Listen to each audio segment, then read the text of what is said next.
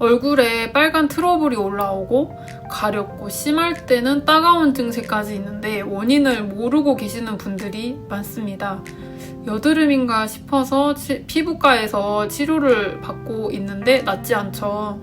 우울증이 오는 것 같고 대인기피증마저 생깁니다. 이 병원 저 병원 가도 스테로이드와 항생제만 처방을 합니다. 너무 오래 바르면 안 된다고 해서 약을 끊으면 이 리바운드 현상 때문에 더 심해집니다. 그래서 다시 약에 손을 댑니다. 이런 악순환이 반복되면서 몸과 마음이 지치게 됩니다. 저는 피부염이 생기고 한 6년 정도 병원을 옮기면서 이런 악순환을 반복을 했었거든요. 마지막으로 간 병원에서 지루성 피부염과 모낭염이라는 진단을 받았습니다. 그때부터 스테로이드를 끊고 약을 먹으면서 치료를 했고 의사 선생님이 시키는 대로 식습관, 생활습관 바꿨습니다. 여러 병원 전전하면서 치료비가 거의 1,000만 원 정도 들었어요. 저는 현재 약을 먹지 않고 모낭염 연고도 바르지 않고 있지만 완치한 피부를 유지하면서 잘 지내고 있습니다. 이 영상을 끝까지 보게 되면 약을 끊고 나서도 3년 넘게 피부염이 재발하지 않는 관리법을 알게 되실 거예요. 저는 1,000만 원 넘게 들여서 알게 된 방법이지만 여러분들은 돈 들이지 않고 구독과 좋아요 눌러주시면 그 방법을 알 수 있습니다. 지루성 피부염과 아토피 구분 방법을 좀 말씀을 드릴게요. 저는 유튜브에서 지루성 피부염에 대한 정보를 찾다가 묘한 의사를 알게 됐습니다. 피부염을 전문으로 치료하고 있다고 했고 본인도 지루성 피부염을 앓았다고 하더라고요. 거기에 좀 믿음이 가서 그분을 찾아갔습니다. 너무 심각해서 6개월은 치료를 해야 차도가 있을 거고 1년은 걸릴 수 있다고 했어요. 저는 제발 낫게만 해달라고 했어요. 오래 걸려도 되니까. 어떤 병이든 정확한 진단을 받아야 치료가 시작되는 거잖아요. 지루성 피부염이랑 아토피랑 헷갈려서 의사도 오진하기가 쉽다고 합니다. 이거는 영업 비밀이라고 선생님이 말씀을 하셨는데 지루성 피부염이랑 다른 피부염이랑 구분되는 가장 큰 차이점이 바로 이 눈두덩이랑 피부염 분포 이 모양이라고 합니다. 이게 무슨 말이냐면 일단 눈두덩이부터 설명을 드릴게요. 아토피는 이 눈두덩이까지 다 빨갛대요. 그런데 지루성 피부염은 눈두덩이는 하얗고 이 이마, 코, 볼, 턱은 홍반으로 이렇게 막 덮여 있어서 팬더처럼 보이거든요. 실제로 주변 분들이 저한테 팬더 같다는 얘기를 했어요. 희한하게 너는 눈 주변만 하얗네 이러더라고요. 그 다음은 피부염 분포 모양이 데컬코마니라는 거예요. 그러니까 홍반이 올라온 모양이 왼쪽, 오른쪽 얼굴이 같아요. 그래서 얼굴 반을 이렇게 접었다고 상상을 하면은 모양이 똑같이 이렇게 딱 겹치는 거죠. 제가 그랬거든요. 그래서 왼쪽, 오른쪽 얼굴 사진을 보시면 알겠지만 이 모양이 같습니다. 그리고 눈 주변이 하얗죠. 자, 이제 치료를 시작을 하게 됐는데요. 의사 처방은 몸에 열을 내리는 한약 복용이었습니다. 시간 맞춰서 빼먹지 않고 꾸준히 먹었습니다. 1년 동안요. 한약 먹을 때 주의할 것은 간이 해독을 하고 있나 점검을 해야 하거든요. 저는 피 검사를 이제 주기적으로 해서 해독 여부를 확인하고 복용했습니다. 그리고 지루성 피부염에서 빠져나올 수 있는 생활습관 7가지를 의사가 알려주는 대로 실천을 했습니다. 지금부터 말씀드릴게요. 첫 번째, 온열 매트 사용 금지입니다. 그때가 겨울이어서 온열 매트를 쓰고 있었는데요. 매트를 치우고 보일러 온도를 올려서 공기를 훈훈하게 만들어 줬습니다. 지루성 피부염은 몸에 열이 빠져나가지 못하고 이 얼굴로 몰려서 생기는 거기 때문에 잘 때 바닥을 뜨겁게 하면 안 됩니다. 두 번째는 기초 화장품 끊고 화장 금지입니다. 이게 화장 안 하고 회사 가는 게 너무 힘들었거든요. 근데 그때 코로나가 유행하던 시절이어서 맨 얼굴에 마스크 쓰고 그냥 일했습니다.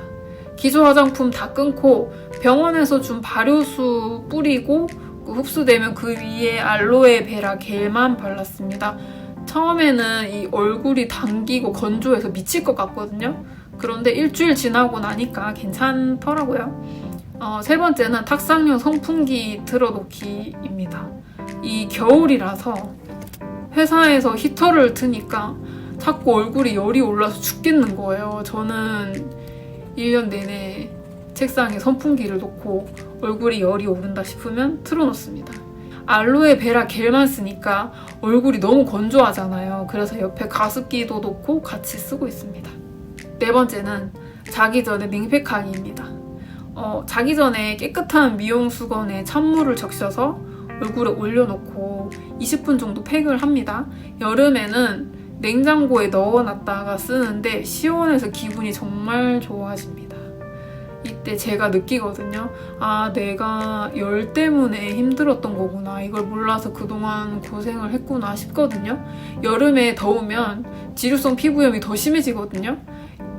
이때는 출근하기 전 아침에도 냉팩을 해줬어요. 그리고 다섯 번째는 몸에 열을 올리는 음식 섭취 금지입니다.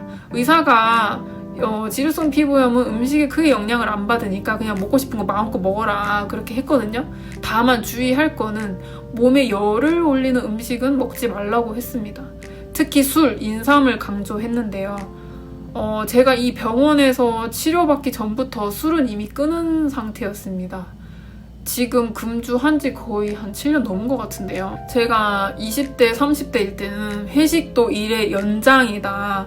회식에서 술을 안 마시는 일은 상상도 할 수 없는 그런 분위기였습니다. 그런데 제가 술을 끊은 이유는 술만 먹고 나면 이 피부염이 더 심해지는 거예요. 그래서 직감적으로 술을 끊어야겠구나 싶더라고요. 제가 예전에는 술을 미친 듯이 마셨거든요. 가끔 술 생각나면 하이트 무알콜 맥주 마십니다. 0.00%라고 써있는 거 먹어야 됩니다. 여섯 번째, 무리한 운동 피하기입니다. 핫 요가나 과도한 근력 운동은 하지 말라고 했는데요. 당연히 운동을 하면 몸에 열이 이렇게 발생하면서 얼굴에도 이 열감이 올라옵니다. 근데 사실 저는 운동을 별로 안 좋아해서 이 사항은 정말 잘 지켰거든요. 근데 운동을 아예 안 하면 안 되니까 걷기나 스트레칭 정도는 해줍니다. 이 스트레스 해소를 해줘야 얼굴에 열이 안 올라오거든요. 저는 헬스장에서 스트레칭 존에만 늘 시간을 보냈습니다. 이제 일곱 번째는 미지근한 물로 샤워하고 세안하기. 지루성 피부염은 몸이 더워지면 안 되거든요. 항상 시원한 느낌이 드는 온도를 유지해줘야 몸에 이 열감이 안 올라옵니다. 저는 목욕하는 걸 좋아해서 평소에 한 30분 이상 하기도 하고 1시간 할 때도 있거든요. 샤워하고 나서 거울을 딱 보면 얼굴이 너무 빨간 거예요. 그래서 물 온도를 좀 낮추고 샤워 시간도 줄이려고 노력을 했습니다. 그리고 마지막에 몸이랑 얼굴을 약간 시원한 물로 헹궈줬어요. 여덟 번째는 머리 말릴 때 냉풍으로 하기. 이거는 마지막 이 생활 습관은 의사가 알려준 건 아니고 그냥 제가 알아서 한 건데요. 저는 원래 머리가 이 허리까지 오는 긴 생머리였습니다. 근데 드라이 할 때 뜨거운 바람 때문에 너무 힘든 거예요. 제가 머리숱도 많아가지고 드라이 하는 시간도 엄청 오래 걸렸거든요. 그러면 얼굴이 너무 뜨거워지는 거예요. 그래서 숏컷으로 잘랐어요. 머리 말리는 시간이 엄청 줄어들어서 신세계를 경험을 했습니다. 근데 문제가 뭐냐면 제 머리가 곱슬이어서 숏컷을 해놓으니까 매일 고데기를 이렇게 해야 되는 거예요. 근데 이 드라이기 바람보다 고데기 열기가 더 힘들더라고요. 그래서 지금은 이렇게 똑단발을 하게 됐습니다. 매직펌을 해놓은 상태라서 뭐 냉풍으로 머리 말리고 다이슨 에어랩으로 이렇게 빗어주면 금방 모양이 잡히거든요. 그래서 제일 편한 길이입니다. 저 이게 찾았습니다. 이거 최애 머리고요. 이 정체기를 좀 말씀드릴게요. 6개월 지나고 나니까 홍반도 거의 없어지고 많이 좋아진 거예요. 이 입 주위까지 이렇게 뺑 돌아가면서 이렇게 올라왔었거든요. 근데 얼굴에 이렇게 열이 좀 오르는 거랑 전체적으로 이렇게 핑크색처럼 돼 있는 이 붉은 색깔은 안 빠지더라고요. 정체기를 경험한 거죠. 의사한테 제가 그랬죠. 왜 이렇게 붉은기가 안 사라지냐, 낫기는 하냐, 벌써 6개월이 넘었다, 뭐 이라고 했더니, 모낭염이 있는 것 같으니까 수란트라 크림을 좀 발라보자 그러시더라고요. 제가 스테로이드 리바운드 때문에 엄청 고생을 했거든요. 그래서 연고 쓰기가 너무 무섭다 그랬더니, 수란트라는 그런 걱정 안 해도 되니까 듬뿍 짜서 바르라 그러셨어요. 그래서 시키는 대로 했더니 좋아졌어요. 한 30g짜리 3통 쓰니까 낫더라고요. 1년간의 긴 치료를 끝내고 저는 한약과 수란트라 연고를 완전히 끊고 3년 넘게 지금 피부를 잘 유지하고 있습니다. 그리고 화장은 치료 시작하고 6개월 정도 됐을 때 비비크림은 바르고 다녔어요. 알로에베라 겔 위에다가 발랐거든요. 완치하고 지금은 알로에베라 겔이랑 바루스는 안 쓰고요. 기초는 수분 세럼 하나만 바르고 비비크림 바르고 수정 화장은 쿠션으로 하고 있습니다. 근데 선크림은 절대 안 써요. 선크림 바르니까 이 가려운 증상이 있더라고요.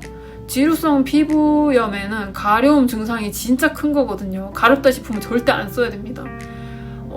지루성 피부염 시작이 가려움이거든요. 그리고 지루성 피부염은 화장품 개수를 무조건 줄여야 됩니다. 그래서 미스트 대신에 가습기를 이용을 해서 항상 피부를 촉촉하게 유지하고 있습니다. 이제 치료 후기를 마무리해 보겠습니다. 저는 지루성 피부염 생긴 게 10년 전이었고 치료 기간까지 포함해서 거의 한 7년간 이 염증을 가지고 있던 피부라서 지금도 사실 이 비비크림 지우면 홍조도 좀 있고 모공도 엄청 넓고 페인 자국도 있고 후유증이 좀 있습니다. 여기 페인 자국 있거든요. 여기랑 여기 페인 자국 있거든요. 그래서 저는 사람을 보면 피부부터 눈에 보이고 좋은 피부를 가진 분들을 보면 그렇게 부러울 수가 없는 거예요. 그런데 지금은 마음가짐을 좀 바꿨습니다. 후유증으로 생긴 자국들은 비비크림으로 가릴 수 있고 화장으로 커버할 수 있는 피부 상태가 된 것만으로도 감사하자. 예전에는 화장으로 가리는 것조차 못했으니까 이 정도면 사회생활 하는데 문제 없다. 그리고 내가 사랑하는 사람이 내 맨얼굴 보고도 맨날 예쁘다, 사랑한다 해주니까 그것만으로도 나는 행복한 사람이다.